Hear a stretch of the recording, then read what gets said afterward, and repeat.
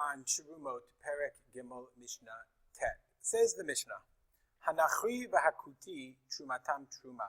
Either of a nachri or a kuti. A kuti is a person who, they were from the Gerei Arayot, they converted because they were threatened by lions. A nachri is a non-Jew. And some of the explanation explained that it's talking about a kuti after the Gzeirah, after they decreed that the kuti were no longer considered like Jews. So nachri is, let's just focus on the nachri. The non-Jew is not chayav in truma at all. Okay, he's not chayav in truma, and therefore, if he designates truma for you, we learned at the very beginning of the Masechta that if a nachri takes off truma for a Jew, the truma is not truma. The nachri can't take off truma for a Jew. That was in the very beginning of the Masechta, I'm pretty sure.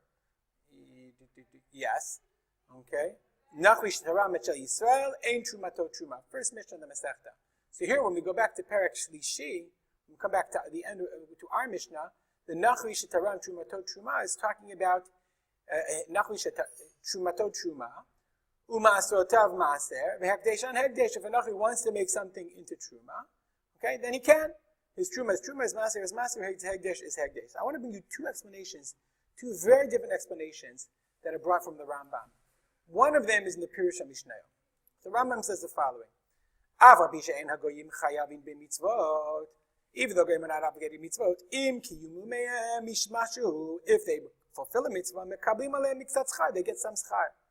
V'zeh min ha'kolalim etzleinu. This is from the rules. V'ho'il mekablim aleihem schar. Since they get schar, ma'aseihem ba'em kayamim k'mo she'ata ro'eh.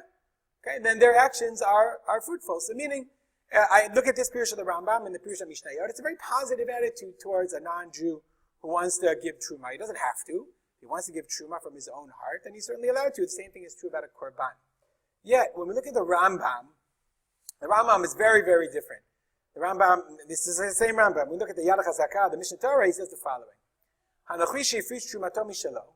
If a nachri wants to take off truma from his own produce, din Torah she'eno truma. According to the Torah, it's not truma. Why? Lefi she'eno chayav. Meaning, it's a very interesting question.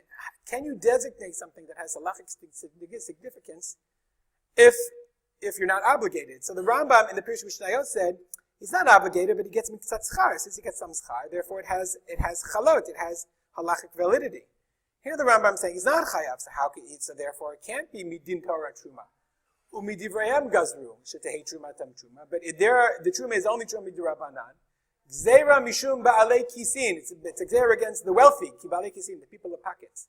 Shelo yezeh amamon Yisrael v'yitlo to b'goy kedei lepatro, because if he takes off, he'll give it to the goy. The goy did his miruach hakri. The goy took it off, and he says, "I'm not chayav," because the goy is the one that gave truma. So if the goy gives truma, we say just like the goy gives truma is chayav. You can't get out of it by trying to say it's the goy. That's a much less inspiring explanation. The Rambam in the Yad HaChazakah. It's the first one in the Pirush HaMishnayot is very inspiring. He's not chayav, but he did it out of the goodness of his heart. And then the second one, it's really not truma, but we made it like truma so that people couldn't cheat using the goyim as an excuse. It's a very, very different perspective. Mishnah continues. Rabbi Yehuda Omer ein la nachri kerem ravai. Rabbi Yehuda says that there is no such thing as kerem ravai.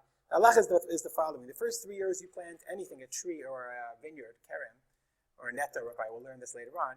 The first 3 years are called orla, and they're not allowed to use them. And the 4th year is called netta ravai, and the netta ravai has to be taken to Yerushalayim to be eaten. So Rabbi Yehuda says the nachri doesn't have kerem ravai. If he plants the field in the 4th year, there is no such thing as kerem ravai, and the produce does not have to be taken to the Beit Hamikdash, to the Yerushalayim, to be eaten there, like Maaser Sheni. And obviously, it's not talking about a non-Jew; it's talking about a Jew. Let's say he gives you the fruit from his 4th year.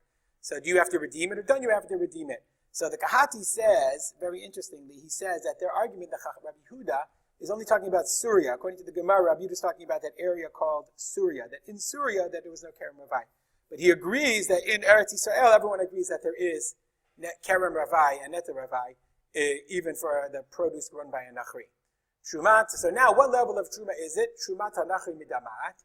That's where the word demai, midamat. If the nachri's truma falls into a mixture of chulin, okay, and it's less than 1 to 100 mixture, then it creates demai, which is mixed truma and chulin, and it has to be sold as such, the coin.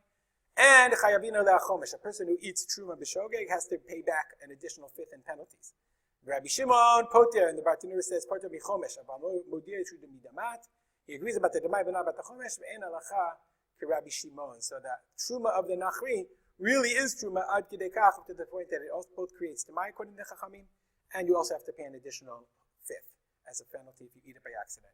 We'll stop here. If you have any comments or questions, contact me at rspolter@gmail. I'm going to the wrong place. Contact me at rspolter@gmail.com. I was looking at the wrong place. Contact me at rspolter@gmail.com.